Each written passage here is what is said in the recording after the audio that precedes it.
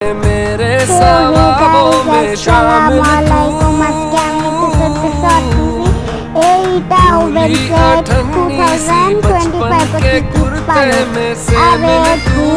আমি ফার্স্টে মানে ভালোই পেয়েছি, ভালো খারাপের মধ্যে, তারপরে খারাপ, তারপরে ভালো পেয়েছি।